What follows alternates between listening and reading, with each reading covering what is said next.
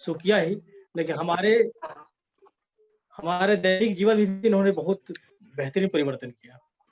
दशमलव के आने से और शून्य के आने से हमारे सभ्यता में बहुत विकास हुआ। गणित को समझने की दिशा में हम बहुत ही ऊपर चले गए। जैसा मैंने बताया कि दशमलव या शून्य नहीं होता, तो शायद आज हमारा मोबाइल भी काम नहीं करता, या अंतरिक्ष में जो हम काम कर रहे हैं, किसी ग्रह पे अपने उपग्रह को भेज पाते हैं, या और बहुत सारा काम जो अंतरिक्ष में करते हैं, कहीं न कहीं उसका जो कैलकुलेशन होता है, जैसे किसी रॉकेट को या उपग्रह को कक्षा में स्थापित करना है, तो यदि दशमलव के कई स्थान तक मान यदि हम नहीं प्राप्त कर पाएँगे, तो बिल्कुल सही जगह पे वो जाकर स्थापित नहीं हो पाएगा। इतना समझ लीजिए कि दशमलव के जितने आगे तक हम मान हासिल कर पाते हैं, वो मान उतना ही शुद्ध होता जाता है। तो चलिए आज शुरू करते हैं। पहले इसकी हम अवधारणा समझ लें। मुझे तो अपने प्राथमिक स्तर पर दशमलव की अवधारणा समझ में नहीं आई थी, क्योंकि उस समय जो हमारा पाठ्यपुस्तक था और हमारे जो टीचर्स थे, उनका पढ़ाने का शैली अलग था, वो अलग तरीके से समझाते थे। शायद पहले की जो पढ़ाई हमारी होती थी, वो अवधारणा पर बेस्ड नहीं होती थी। लेकिन अब ऐसा नहीं है, अब हम अवधारणा पर बेस्ड हैं और हम सभी चाहते हैं कि हम सभी समझें कि जो भी गणित में हमारी कॉन्सेप्ट से है, उसको हम अच्छे से समझ लें पहले, तब हम बच्चों को बीच में जाएँ और करके सीखें, ऐसा हमारा प्रयास रहता है। इन्हीं का माइक चालू है क्या?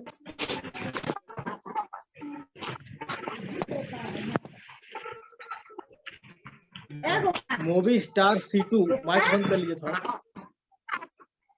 मूवी स्टार C2 माइक बंद कर लीजिए, आपका आवाज आ रहा है। चलिए, होस्ट जो है उनसे निवेदन है कि उनका माइक को ऑफ कर दीजिए। हाँ, जो भी होस्ट कर रहे हैं। हाँ, चलिए थोड़ा ध्यान रखेंगे कि आपका माइक चालू ना हो जाए, क्योंकि फिर सभी को आवाज में हम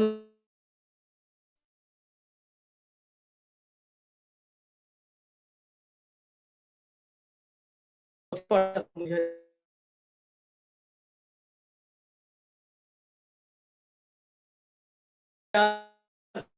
ब्लैक बोर्ड में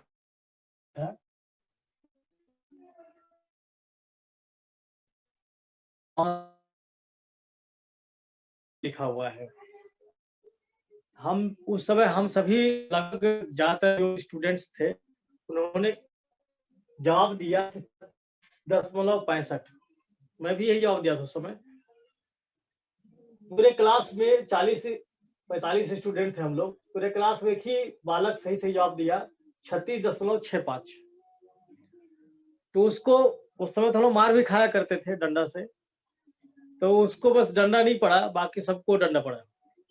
में 2-2 छड़ी पड़ा और हम लोग भी ये मान के बैठ गए कि हाँ, हम लोग गलत बोले थे। लेकिन उस समय ना टीचर ने बताया कि इसको 36.65 क्यों पढ़ते हैं, 65 क्यों नहीं पढ़ते हैं। उस समय शिक्षक ने हम लोगों को नहीं बताया। और अपने दिमाग में थोड़ा बहुत आया भी कि अलग-अलग क्यों पढ़ते हैं, तो उतना हिम्मत नहीं हुआ कि हम शिक्षक से पूछ पाए। क्योंकि उस समय मार का बहुत ज़्यादा डर होता था। मित्रवत व्यवहार बहुत कम ही शिक्षक के साथ होता था। तो हम ऐसे ही याद करके चले गए कि बस दशमलव के बाद का जो भी अंक है उसको हमको अलग-अलग पढ़ना है, उसको एक साथ नहीं पढ़ना है। तो आ जाइए, चलिए हमारे समय में जो भी हमको नहीं मिला, लेकिन अब उससे हम जानने की कोशिश करेंगे। तो दशमलव के बारे में जानने से पहले भिन्न के बारे में और स्थानीय मान के बारे में यदि हमारा कॉन्सेप्ट अच्छा है, तो बहुत अच्छे से हम समझ पाएँगे। चलिए देखिए, जैसे मैं लिखता हूँ 1, 1, 1, 1, 4 बार 1 लिखता हूँ मैं। तो आप देखेंगे कितना पढ़ सकते हैं इसको। तो कितना पढ़ सकते हैं इसको जानने के लिए हमारे पास स्थानीय मान जो होता है, स्थान मतलब प्लेस वैल्यू।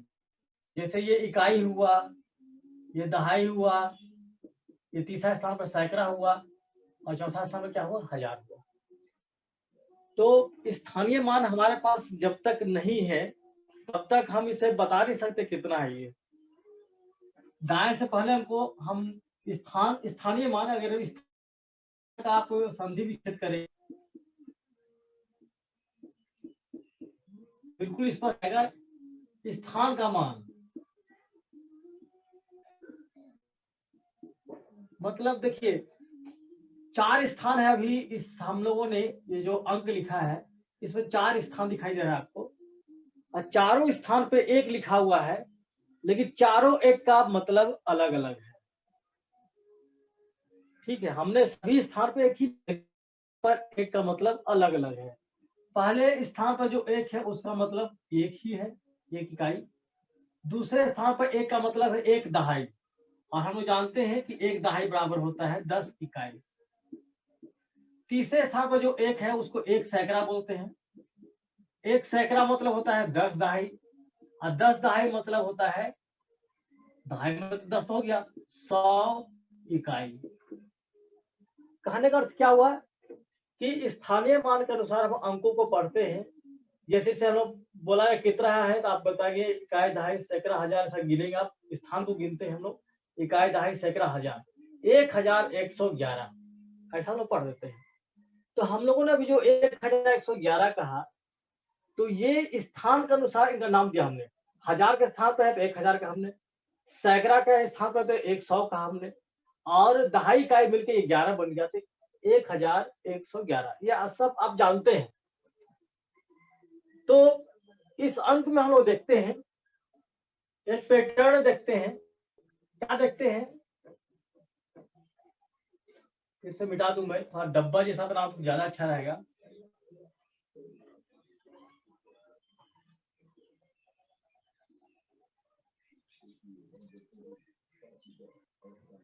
इधर से हम इस डब्बे को हम लोग इकाई बोलेंगे, ये दहाई के स्थान प्रदर्शित करेगा, ये सैकड़ा, ये हजार, और ये 10,000 प्रदर्शित करेगा। 10,000 हम छोटे स्तर पर बात करते हैं।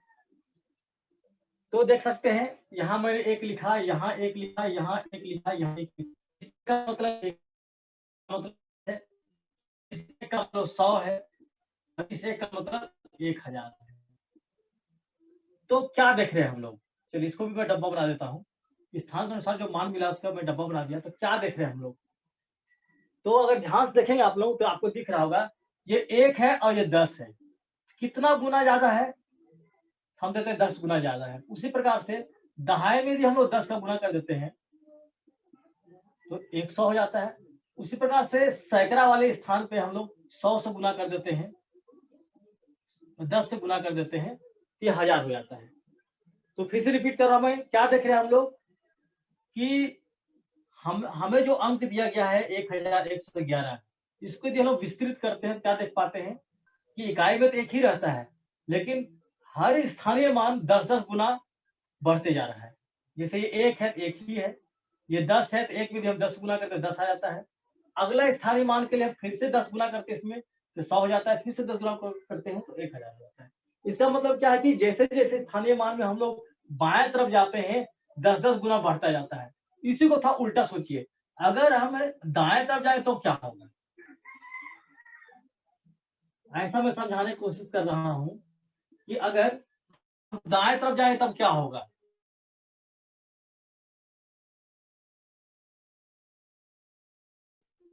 ये 1000 से 100 में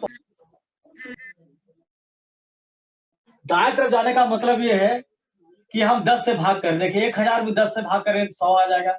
उसी प्रकार से सैकड़ा से दहाई में जाना हो तो भी हम 10 से भाग करते हैं तो 100 से 10 हो जाएगा। फिर 10 में हम फिर 10 से भाग करेंगे तो क्या हो जाएगा, 1 मिल जाएगा। तो क्या देख रहे हैं हम लोग कि स्थानीय मान में यदि हम लोग, स्थानीय मान जो दिया गया है, स्थानीय मान में यदि हम लोग 10-10 से भाग करते हैं, दाई ओर जाते हैं, दाई ओर चलते हैं तो 10-10 से भाग करना पड़ता है। देखिए 1000 है फिर 100 है, 1000 में हम 10 से भाग करें तो 100 हो जाएगा, 100 में 10 से भाग करेंगे तो 10 हो जाएगा। तो स्थानीय मान के अनुसार हम क्या देख रहे हैं कि अगर हम लोग बाएं से दाएं से बाएं आते हैं तो 10-10 गुना बढ़ता जाता है। वही उल्टा करते हैं कि बाएं से दाएं जाते हैं, मेरी ओर से बाएं से दाएं जाते हैं तो 10-10 गुना भागित होता चला जाता है। तब गणितज्ञों ने सोचा कि भाई इसके बाद वाला यदि हम कोई जगह बनाते हैं, स्थान तो है हमारे पास, उस स्थान में यदि 1 लिख देते हैं तो इसका मान कितना होगा। मैं तब ये ना सोचा कि चलिए भाई ये तो इकाई है, इकाई के बाद यदि हम कोई अंक लिख देते, एक ही लिख दिया मान लीजिए, तो ऐसे आप देखेंगे तो आपको क्या दिख रहा है, इकाई दहाई। जनरली बच्चे पढ़ने कहेंगे क्या पढ़ेगा वो, इकाई दहाई सैकड़ा हजार 10,000, 11,111 पढ़ देगा। जबकि ये 11,111 नहीं है। क्यों नहीं है 11,111? क्योंकि देखिए इकाई तो हमने इसको माना था, लेकिन मैं इसको भी मिटा दूं तो आप इकाई इसको मानना शुरू कर देंगे। तो उन्होंने देखा कि पूरे वस्तुओं को गिनने के लिए अपने पास अंक हैं, लेकिन टुकड़ों को गिनने के लिए अपने पास अंक नहीं है। या वस्तु है और कुछ टुकड़े हैं तो कैसे गिने, या यूं कहे कि इकाई के आगे वाले स्थान जो आएंगे इस टाइप से, इस प्रकार से आगे वाले स्थान आएंगे, उसका मान क्या होगा, इकाई के आगे वाले जो स्थान आएंगे उसका मान क्या होगा। तो उन्होंने इस पैटर्न को देखा, इस नियम को देखा कि जब भी हम आगे बढ़ते हैं एक स्थान 10 से भाग चला जाता है। तो यहाँ भी उन्होंने वैसे ही किया, यहाँ इकाई में एक है, एक में हम यहाँ पास पहले के नियम के अनुसार क्या कर देंगे, 10 से भाग कर देंगे, तो इसका मान कितना हो जाएगा, 1/10 हो जाएगा। इस स्थान का मान क्या हो जाएगा, इकाई के बाद जो आएगा उस स्थान का मान क्या हो जाएगा, इस पैटर्न के अनुसार इधर जा रहा है तो 10-10 भाग होता चल जा रहा है, इसके भी आगे जाएंगे तो नियम के अनुसार 10 से भाग हुआ, इसमें 1/10 हो जाएगा। अब इसके जाए आगे जाए क्या हो जाएगा, फिर 10 से भाग हो जाएगा। देखिए 1/10 तो है ही, फिर हम 10 से भाग कर देंगे तो कितना हो जाएगा, देखिए 1/10 गुना 10 मतलब 1/100 हो जाएगा। तो कितना हो गया, 1/100 हो गया। अब इसके अनुसार यदि हम आगे बढ़े तो कोई भी आसानी से कह सकता है सर इसके आगे हम लोग भी मान निकाल सकते कितना होगा, कोई भी आसानी से निकाल सकते हैं। इसके आगे क्या हो जाएगा, तो बस यही देख रहे हैं कि यहाँ 1 जीरो था, यहाँ 2 जीरो था, अगली बार 3 जीरो आ जाएगा, मतलब 1000 हो जाएगा, 1/1000 हो जाएगा। अगली बार 1/1 10,000 हो जाएगा। जिस प्रकार से यहाँ पर यहाँ मान बढ़ते जा रहा था उसी प्रकार से नीचे मान बढ़ता चला जा रहा है। तो देखिए पहले हमें इकाई के बाद जो संख्या आता है वो कैसा होता है वो पता नहीं था, लेकिन इस पैटर्न को देख के हम लोग जान गए कि इकाई के बाद क्या आएगा, इकाई के बाद 1/10 आएगा। क्यों, सब में 10-10 का भाग गया इसलिए फिर 10 का भाग जाएगा। इसका आगे क्या आएगा, फिर से 10 से भाग करेंगे तो 1/100 आएगा। उसके आगे क्या आएगा, फिर इसमें 10 से भाग कर देंगे तो 1/1000 आएगा। ऐसे करके यहाँ भी हम अनंत स्थानों तक इसका मान को निकाल सकते हैं। चलिए बात सही है, ठीक है। लेकिन अब सवाल ये उठा कि इसको पढ़ेंगे कितना, तो कितना पढ़ेंगे हम लोग, इसको तो इकाई बोल दिए, इसको दहाई बोल दिए, सैकड़ा बोल दिए, हजार बोल दिए, इसको कितना बोलेंगे। तो भाई देखा गया कि ये 10 भाग का एक भाग है। 1/10 मतलब क्या हुआ, 1/10 का मतलब क्या हुआ, किसी किसी इकाई के हम लोग 10 भाग करेंगे।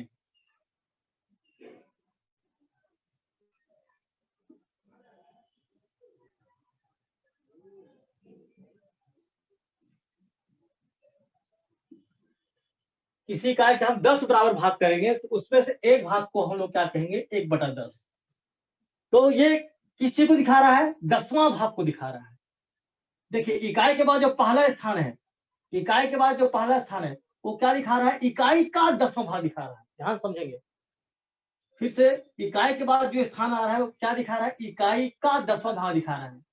उसका अगला स्थान क्या दिखा रहा है, 10वां भाग का फिर 10वां भाग दिखा रहा है।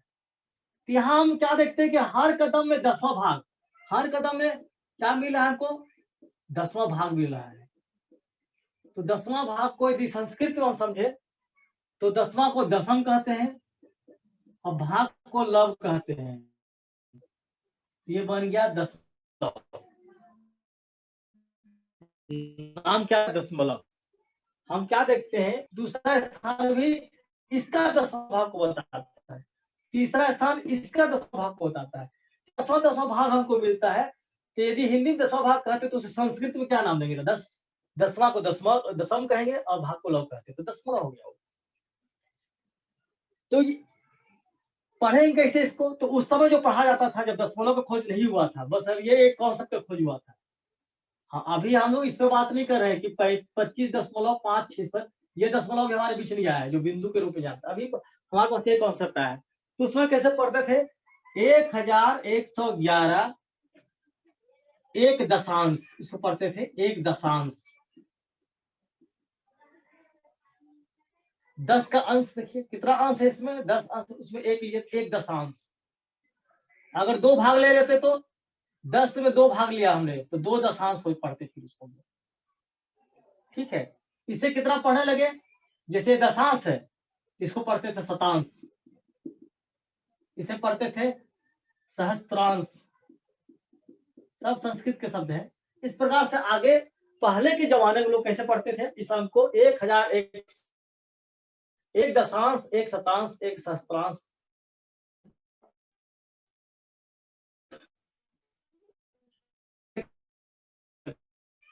तो क्या देख रहे हैं, ऐसा पढ़ते थे वो। तो थोड़ा सा दिक्कत होता था पढ़ने में कि 1111, एक दशांश, एक शतांश। मान लीजिए यहाँ पर 3 लिखा हुआ है, 3/10 है मान लीजिए, इसका मतलब क्या हुआ, एक एक दशांश 3 बार, 3/10 मतलब क्या हुआ, देखिए यहाँ चित्र से देख सकते हैं, ये 1 दशांश है, ये वाला भाग कितना है, 1/10 है, ये भी 1/10 है, ये 1/10 है, 1/10 3 बार हमारे पास आया है।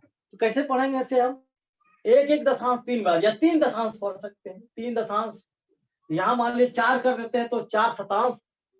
तो मान लीजिए ऐसा लिखा हुआ है 1111, 3.4 शतांश, ऐसा पढ़ते थे पहले।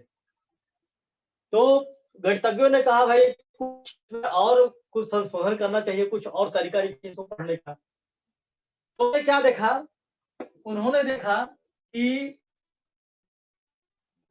ये जो पूरा भाग है वो 2 भागों में बटा हुआ है। देखा जाए कि पूरा भाग 2 भागों में बटा हुआ है, ध्यान देखेंगे आप लोग, ये पूरा भाग 2 भागों में बटा हुआ है। इधर का भाग पूर्णांक होते हैं, इधर के भाग को अपूर्णांक होते हैं। क्योंकि ये टुकड़ों में, देखिए इधर कोई भी टुकड़ा नहीं है, पूरा पूरा इकाई है, ये 1 इकाई है, ये 10 इकाई है, 100 इकाई, ये 1000 इकाई है, ये पूरा पूरा इकाई है, कोई टुकड़ा भी नहीं है।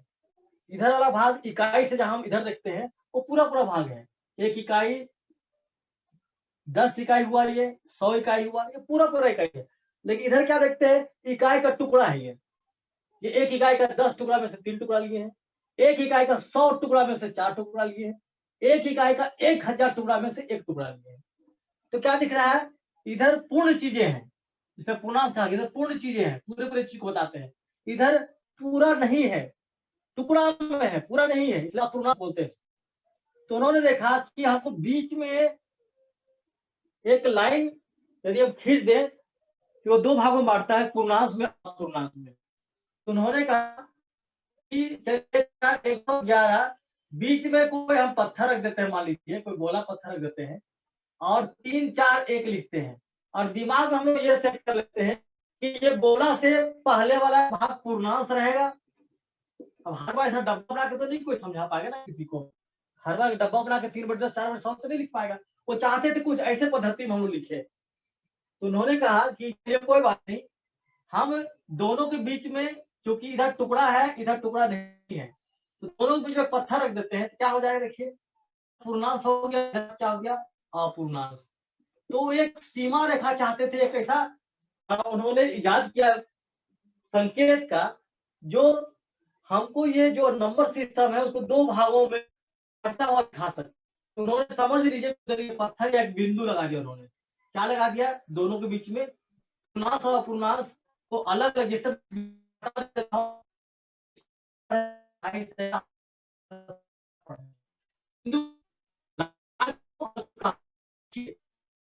है, ये क्या करता है, डिवाइड कर रहा है, किसको डिवाइड कर रहा है, पूर्णांश और अपूर्णांश को डिवाइड कर रहा है। तब आप समझ जाए, फिर आप इकाई नहीं पढ़ेंगे, फिर आप इकाई नहीं पढ़ेंगे, फिर ये सब इकाई से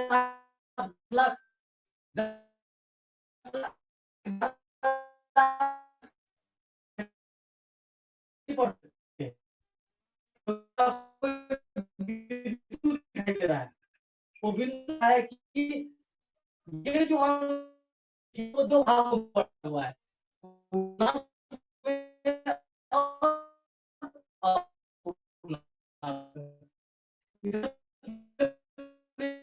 देखिए इस बिंदु से पहले पूर्णांश है, इस बिंदु के बाद अपूर्णांश है, इस बिंदु से पहले जो है इकाई पढ़े हम, इकाई दहाई सैकड़ा 123 हो गया, और फिर से कितना पढ़ेंगे ऐसा पढ़ते थे। सुविधा के लिए हमने एक बिंदु लगा दिया। बिंदु किसे लगाया? बताता था कि इधर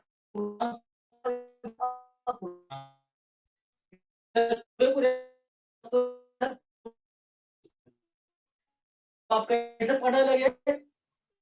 120 कि अगर दशमलव कह देंगे इसका मतलब है कि दशमलव कहने के बाद हमारा जो पहला अंक आएगा वो 10वां भाग होगा, दूसरा अंक आएगा वो 100वां भाग होगा।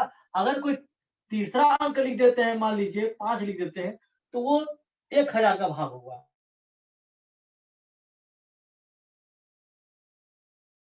तो ये उन्होंने इसका नाम दशमलव 100वां भाग है, 1000वां भाग है। तब से दशमलव का उत्पत्ति हुआ। समझा जाए कि दशमलव जो ये बिंदु हम जो लगाते हैं, ये बिंदु केवल संकेत है। ये बिंदु किस बात का संकेत है? जो ये बताता है कि इस बिंदु से पहले या बाएं तरफ हमको इकाई दहाई सैकड़ा के रूप में पढ़ना है। 10वां भाग शुरू हो जाता है, इसलिए इस बिंदु का नाम दशमलव कह दिया गया। दशमलव कहने का मतलब ये 123 दशमलव कह दिए, तो दशमलव कहने का मतलब है कि इस बात पढ़ते हैं, ना कि इसको 465 पढ़ते हैं। देखा जाता है 465 है भी नहीं, क्योंकि 465 कब होता? जब ये इकाई दहाई सैकड़ा होता तब ना 400 होता ये। लेकिन ये सैकड़ा स्थान पर तो नहीं है, ये किस स्थान पे है? तो दशांश के स्थान पे है। ये किस स्थान पे है? स्थानीय मान के अनुसार।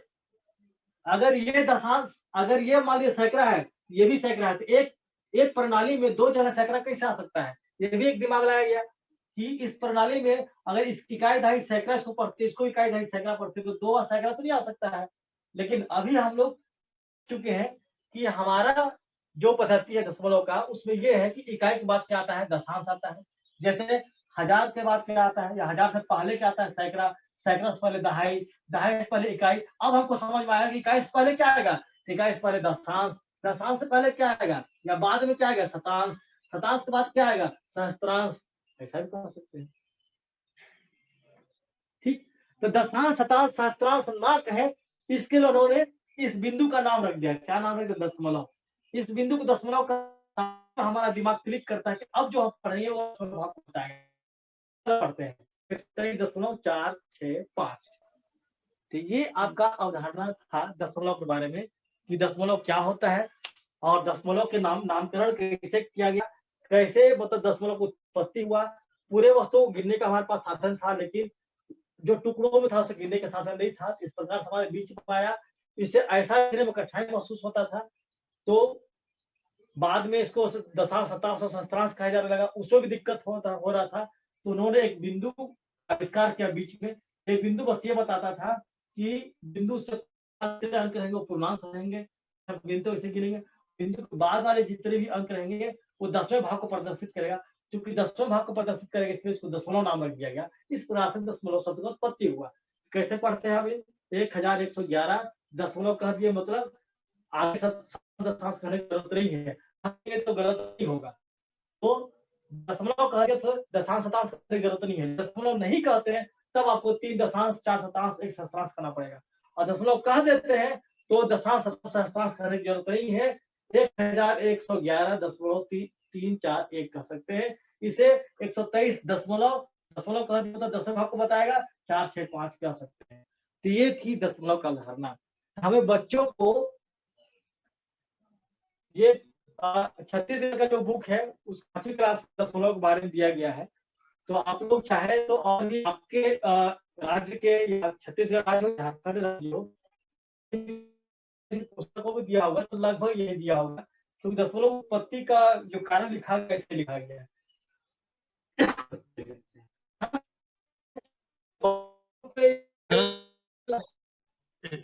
आपको सर क्षमा चाहूंगा,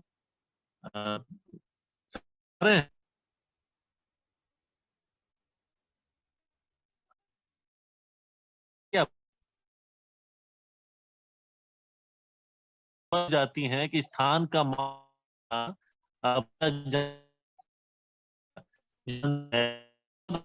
दशमलव की कल्पना, हिस्सों की कल्पना बताई, दशांश, शतांश, सहस्त्रांश।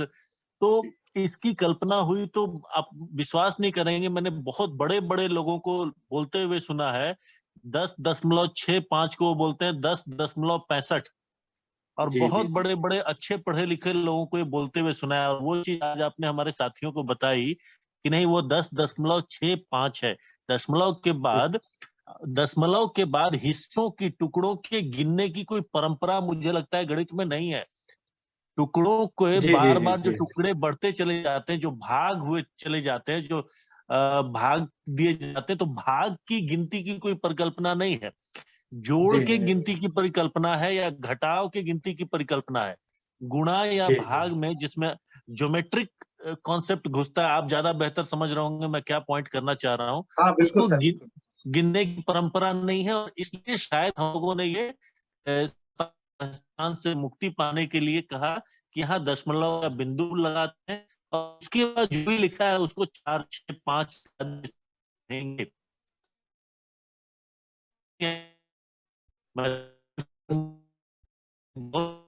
सर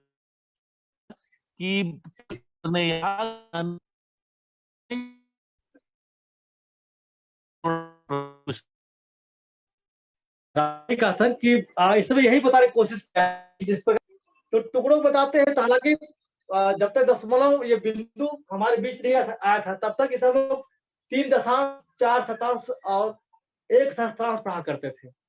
बाद में उसे मॉडिफाई किया गया, क्योंकि यहाँ भी देखा गया कि दशमलव यदि एक बिंदु लगा देते हैं, इसका पहला क्या उन्होंने भी लिखा था कि इनका जो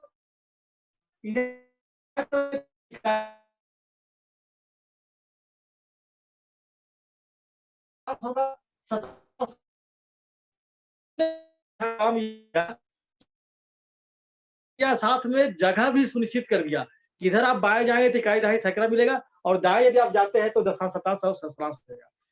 तो चूंकि यदि हम देवनागरी लिपि में देखें, बाएं से दाएं देखें, यदि हम देवनागरी लिपि के हिसाब से, तो हम यदि बाएं से दाएं जा रहे हैं तो 10-10 भाग होता चल जा रहा है।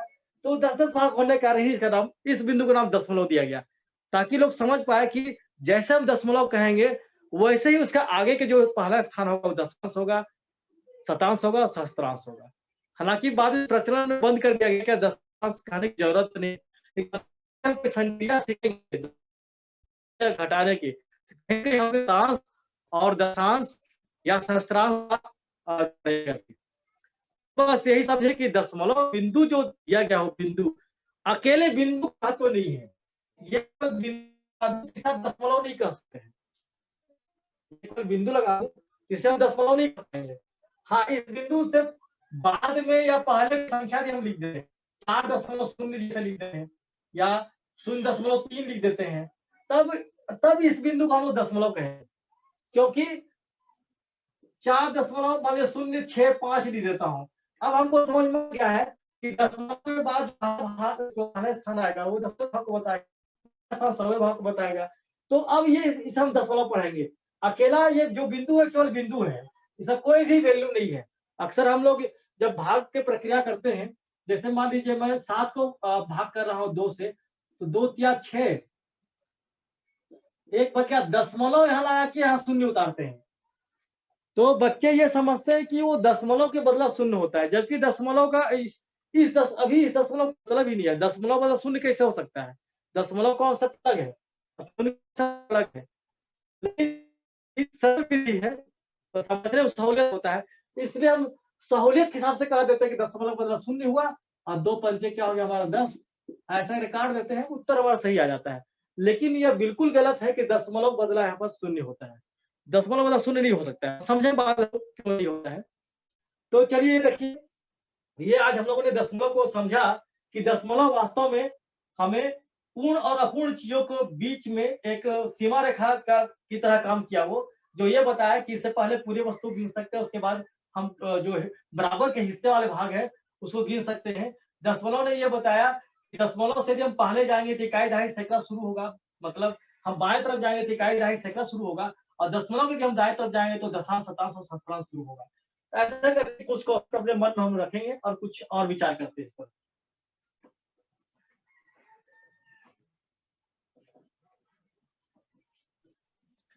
सर 2 मिनट में सत्र कट जाएगा तो सभी साथी इसी लिंक पर क्लिक करके जुड़ जाएंगे सर। जी सर, जी सर, ओके सर।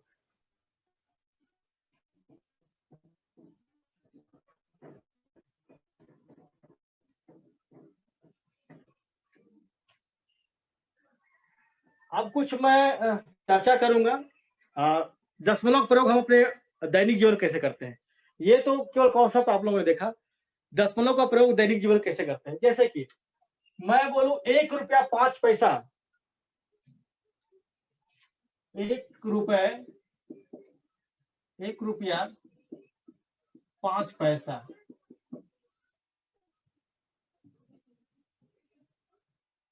इसे अगर हम चाहे तो इसे हम दशमलव परिवर्तित कर सकते हैं। तो 1 रुपया एक हम लोगों ने लिख दिया। देखिए इसमें 2 भाग है, एक भाग है, एक आप लोग यहाँ देख सकते हैं मैंने 5 पैसा लिखा है तो इसके 2 भाग हैं, 1 रुपया वाला भाग है, 1 पैसा वाला भाग है। निश्चित रूप से पैसा वाली इकाई छोटी इकाई होती है, रुपया बड़ी इकाई होती है। और हम ये भी जानते हैं कि 100 पैसे बराबर रुपया होता है।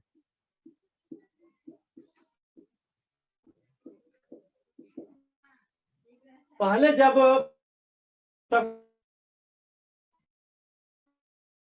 दशमलव शून्य ऐसा लिखा रहता था तो हम लोग को समझ में नहीं आता था कि इसे कितना पढ़े, 1 रुपया 5 पैसा पढ़े या ये मान लीजिए शून्य नहीं आ रहा था,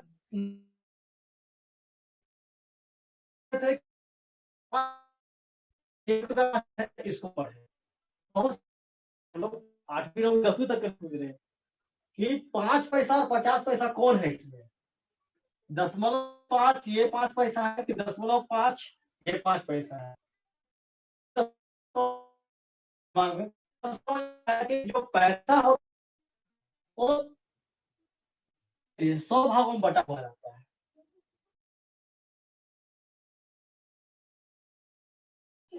तो जैसे 1 रुपया लिखा हुआ है तो 1 रुपया रुपया है, इस पैसे को भी हम लोग रुपए के हिसाब से समझेंगे तो 5 पैसे बाद हम लोग क्या जानते हैं, 5 पैसा जो होता है वो 1 रुपए या 100 पैसा का 5वां भाग होता है। 5 पैसा मतलब क्या हुआ, 1 रुपए के हिसाब से जब सोचे, चूंकि हमको सबको रुपए में हमको ये कहा जाए कि 1 रुपया 5 पैसा को 1 रुपया 5 पैसा को रुपया में व्यक्त कीजिए, पूरे को रुपया में व्यक्त कीजिए। यदि हमको ये कहा जाए कि 1 रुपया 5 पैसा को पूरे को रुपया में व्यक्त कीजिए तो हम लोग क्या कर सकते हैं, कैसे व्यक्त करेंगे। ये तो रुपया में परिवर्तित है ही, 5 पैसा को भी रुपया में बदलेंगे तो 5 पैसा रुपया में कितना होगा, तो 1 रुपया मतलब 100 पैसे हो गए। 100 पैसे में 100 पैसे के 5 भाग यदि हम लोग लेंगे तो वो क्या कहलाएगा, 5 पैसा कहलाएगा। तो रुपया में कैसा हो गया, एक क्योंकि एक रेखा है, मान लीजिए रुपया और पैसा के बीच को अंतर करने के लिए रेखा है, उससे हम दशमलव को परिवर्तित कर देंगे, दशमलव में लिख देंगे। और 5 पैसा मतलब क्या हो जाएगा, 5, 100 का 5 भाग है इसलिए क्या हो जाएगा, 5/100। 100 का 5 भाग इसलिए 5 बटा क्या हो जाएगा, 100। भिन्न में हमें बता चुका था। अब इसे और परिवर्तित करना तो कैसे कर सकते हैं, 1 दशमलव। अब देखिए इसे यदि हम एक ट्रिक मेथड से समझें तो कैसे लिखाएगा, ये 5/100 को हम लोग क्या लिख सकते हैं, तो 100वां जो भाग आता है, दशमलव बाद 100वां जो भाग आता है, याद कीजिए कुछ देर पहले बताया था, कुछ देर के समझ लिए दशमलव भाग है, ये 1/10वां भाग आता था और दूसरा नंबर का जो भाग आता था वो 100वां भाग आता था। दूसरा मतलब 100वां भाग जो है दूसरे नंबर पे है, ये 100वां भाग जो है दशमलव के दूसरे नंबर पे है, तो पहला नंबर खाली है। मतलब देखिए ऐसा है, समझिए ये 5/100 है तो देखिए पहला नंबर खाली है, तो खाली है जो नहीं है उसको स्थान को बताना पड़ेगा, या स्थान खाली है, खाली के लिए क्या लिख देते हम लोग, 0। यहाँ पास क्या आ जाएगा, आपका 0 आ जाएगा।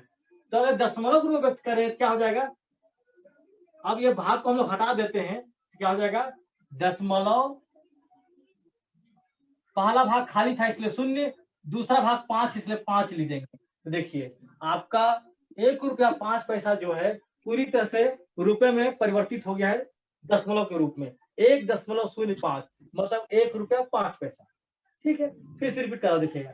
1 रुपया 5 पैसा को हम दशमलव कैसे परिवर्तित करें, या यूं कहें 1 रुपया 5 पैसा को हम रुपए में कैसे परिवर्तित करें पूरी तरह से। तो रुपए को रुपए ही रह देंगे, पैसे को हमको रुपए में बदलना पड़ेगा। तो पैसा रुपए में कैसे बदलेगा, 1 रुपए में 100 पैसे होते हैं, उसका 5 भाग लगे तो 5 पैसा हो जाएगा। अब दशमलव के हिसाब से देखते हैं, यहाँ भी आप देख सकते हैं दशमलव के हिसाब से देखते हैं, तो ये जो भाग है ये स्थानीय मान के अनुसार दूसरे स्थान पे आता है। पहला स्थान क्या हो गया सर, खाली हो गया। एक पहले स्थान पे क्या लगा दें हम लोग, 0। ये क्या हो जाएगा 1.05 रुपए। यही हमारे को ऐसा लिखा रहता है,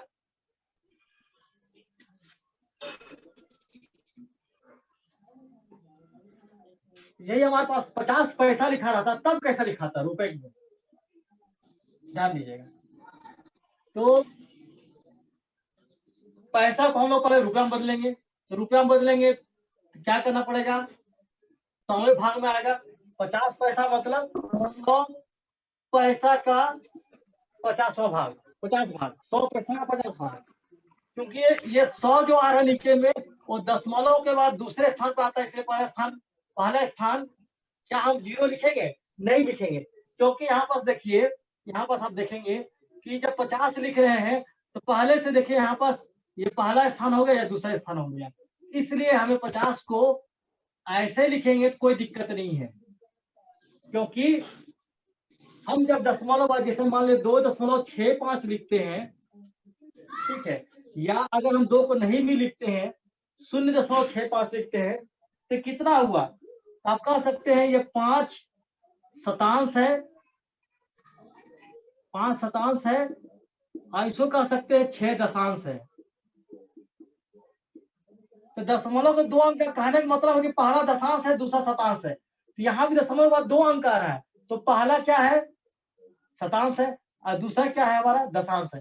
इसलिए हम 50 को ऐसा 2 अंक तक लिखेंगे, क्योंकि हमारा जो पैसा जब परिवर्तित होता है 100 में परिवर्तित होता है, 100 मतलब दूसरे स्थान तक लिखते। इसलिए अगर हम लोग 99 पैसा जब लिखते हैं हम लोग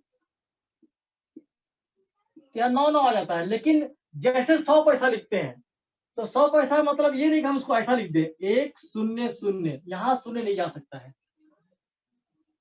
क्योंकि हमारे पास रुपए के कितने हिस्से हैं, 100 ही हिस्से हैं। और 100 पैसा लिखते हैं तो 100 हिस्सों को ही पार कर जाता है, वो 1000वें स्थान पे पहुंच जाता है। इसलिए वो बंडल सिस्टम याद कीजिए, जैसे कि हम लोग इकाई दहाई संख्या पढ़ते थे, मान 111 है तो यहाँ 10, जब 10 बंडल हो जाता, इकाई का 10 बंडल हो जाता था या 10 लकड़ियां हो जाता था, उसे दहाई के स्थान पर जाते थे। ठीक उसी पास यहाँ पर ऐसा है, जैसे 100 पैसा होता है वो क्या बन जाता है रुपया, और उसका स्थान यहाँ आ जाता है। इस प्रकार से हम लोग दशमलव व्यक्त कर सकते हैं। इससे मिलता जुलता एक उदाहरण और है कि जैसे मान लीजिए किलोग्राम और ग्राम में, जैसे हमारे पास 2 किलोग्राम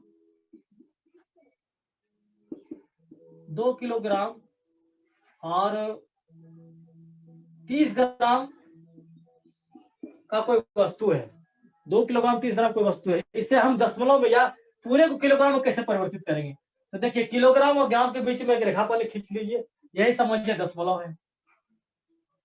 इसको पूरे को हमको बदलना है ग्राम में, पूरे बदलना है किलोग्राम में, पूरे को बदलना है आपको किलोग्राम में। तो कैसे करेंगे, ये तो किलोग्राम बदला हुआ है, 2 को 2 ही रहने दीजिए। ग्राम को जो हम लोग किलोग्राम बदलते हैं तो क्या करना पड़ता है, तब हमको 1000 से 1000 में लेना पड़ता है, क्योंकि 1 किलोग्राम बराबर क्या होता है 1000 ग्राम। तो हम किस 1000 हिस्से होंगे, 1 किलोग्राम मतलब 1000 ग्राम, 1000 हिस्से में से 30 ग्राम का मतलब क्या हुआ, यदि किलोग्राम के हिसाब सोचेंगे तो 30 ग्राम मतलब हुआ 1000 ग्राम में से 30 ग्राम। ठीक है, तो किसे बदल जाएगा 1 किलोग्राम में। तो देखिए 1000 जो लिख रहे हैं वो दशमलव बाद कौन से स्थान प्रदर्शित करता है, तो दशमलव बाद अभी हम देखें तीसरे स्थान प्रदर्शित करता है ये। तो चलिए लिखिए, 0 को यहाँ लिखेंगे, 3 को यहाँ लिखेंगे, 2 स्थान है, इसका जो दशांश वाला स्थान खाली है क्या लिखेंगे, 0 लिखेंगे। तो 2 किलोग्राम 30 ग्राम को हम लोग 2.030 किलोग्राम लिखेंगे। या और भी समझ सकते हैं 2 किलोग्राम 3 ग्राम रहता तो कैसे लिखते हैं हम, 2 किलोग्राम और 3 ग्राम रहता है, तो किलोग्राम में कैसे लिखते हैं?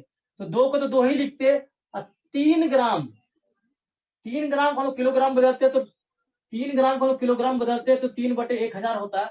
1000 के स्थान दशमलव बाद तीसरे स्थान पे आता है, इसलिए चलिए लिखना शुरू करते हैं। 3 लिख दिया हमने, हमेशा दशमलव वाले भाग की रस्सी शुरू की, 3 लिख दिया।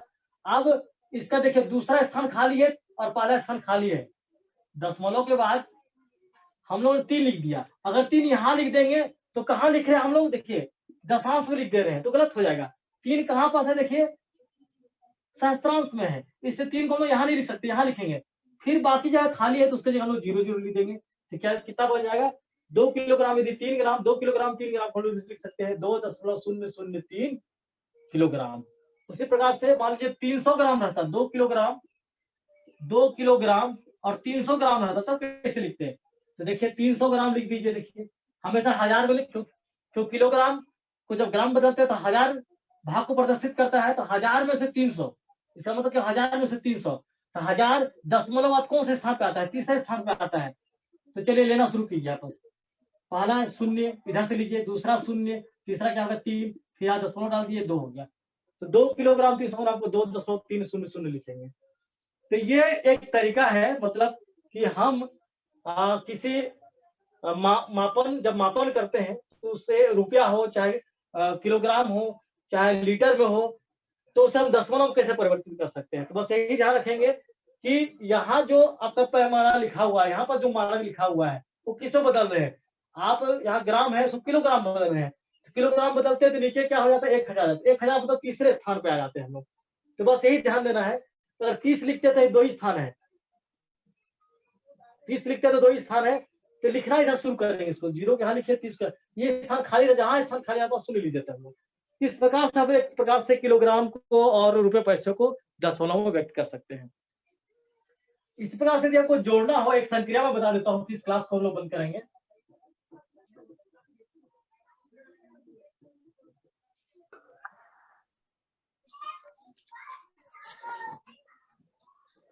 इस संक्रिया पे विचार कर लेते हैं ताकि आप लोगों को आगे जाकर कोई दिक्कत ना हो।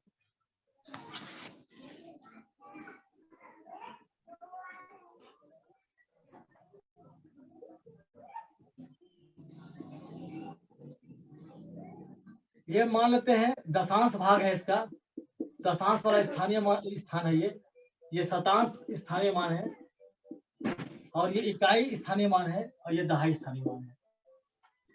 जैसे मान लीजिए लिखा हुआ है 25.14 और 14 या 13.26 लिखा हुआ है। इसको जोड़िए, इसको हम लोगों ने कहा कि इसे जोड़िए। कैसे जोड़ेंगे? देखिए चलिए लिखते हैं 25.14, तो दशमलव से पहले इकाई है, मतलब ये 5 इकाई के पास आएगा और ये 2 दहाई के पास आएगा। दशमलव के बाद जो है 1, वो दशांश को प्रदर्शित करता है। दशमलव बाद पहले सब दशांश को, तो दशांश के खाने में 1 लिखेंगे और शतांश खाने में 4 लिखेंगे। उसी प्रकार से इसको भी लिख देंगे 13.26। अभी इसे आप ऐसा नहीं पढ़ेंगे इकाई दहाई सैकड़ा हजार, ऐसा नहीं पढ़ेंगे। आप देख रहे हैं 2 दहाई 5 इकाई 1 दशांश 4 शतांश है। तो चलिए देखते हैं कितना होता है। तो 4 शतांश और 6 शतांश, 4 शतांश और 6 शतांश, 10 शतांश हो गया। तो हम जानते हैं कि 10 शतांश में 0 शतांश है और 1 दशांश है। जैसे यहाँ समझिए 25 लिख रहे हैं, तो 25 में क्या है? 5 इकाई है और 2 दहाई है। उसी प्रकार से 10 यदि हम 10 शतांश लिखते हैं तो 0 शतांश है और 1 क्या है? दशांश है। तो 0 यहाँ पास आ गया और 1 दशांश जो आया वो यहाँ पास है। जिसे हम जोड़ में सिंपल जोड़ करते हैं वैसे यहाँ पास भी आएगा। अब देखिए क्या आ गया हमारे पास? 1 दशांश, 2 दशांश और 1 दशांश पहले से हमारे पास, तो 2 1 3 1 4, 4 दशांश हो गया। तो 4 लिख देंगे हम लोग। ठीक है। और ये जानते हैं 5 इकाई 3 इकाई 8 इकाई और 2 और 1 3 दहाई हो गया। कहने मतलब यदि दशमलव प्रदर्शित करें कैसा हो जाएगा? 38, 8 इकाई 3 दहाई। अब 38 के बाद दशांश शुरू हो रहा है। कितना दशांश शुरू हो रहा है? 4, तो दशमलव लगा देंगे क्योंकि अब दशांश शुरू हो रहा है। फिर 0 शतांश। इस प्रकार से हमारा उत्तर आ जाएगा 38.46। या 38 4 दशांश और 0 शतांश। तो बच्चों को जब बताएंगे दशांश शतांश जरूर बताइएगा, ताकि वो समझ पाए कि इसके बाद जो मैडम या सर हमें बता रहे हैं वो 10वें भाग के बता रहे हैं। इस प्रकार से जोड़ आप बच्चों को सिखा सकते हैं, हासिल वाला जोड़ बता सकते हैं, घटाव भी से बता सकते हैं, गुणा भी बता सकते हैं, भाग भी बता सकते हैं। तो बहुत बहुत धन्यवाद सर। कोई सवाल पूछना हो तो सब पूछ सकते हैं। बिल्कुल सर, आपने तो मतलब इतना कुछ गागर में सागर डाल के आज पढ़ाया है कि दशमलव के जी बारे में मुझे लगता है कि साथियों की भी दृष्टि खुली होगी। तो किसी भी साथी को कोई सवाल हो, दशमलव में कठिनाई तो जरूर आती होगी, खुद भी समझने में और बच्चों को भी समझाने में। तो बेझिझक जो प्रश्न हो सर से पूछिए, यह हमारे लिए अच्छा अवसर है। तो किन्हीं को भी कुछ भी पूछना हो, हम 1-2 मिनट प्रतीक्षा करेंगे, या कोई अपनी राय भी बतानी हो तो आप बता सकते हैं। जी जी बिल्कुल। इसमें और कोई कोई जोड़ना भी चाहे, मतलब कोई जिनके पास से थोड़ा और भी जोड़ने की कुछ बातें हों तो जोड़ सकते हैं इसमें।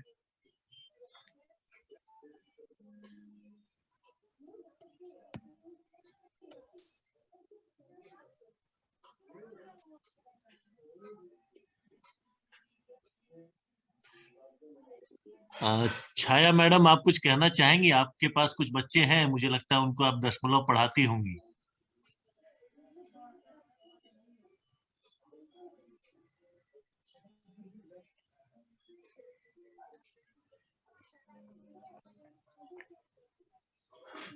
छाया मैम, आप तक आवाज जा रही है?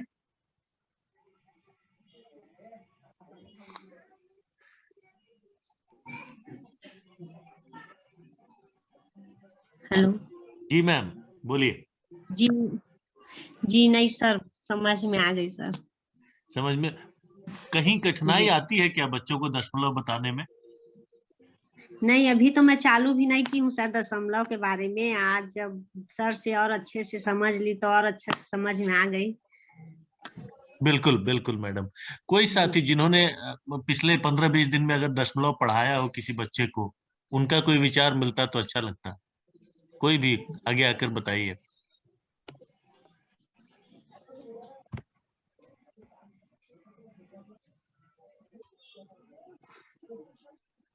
संतोष सर, आपका कोई विचार?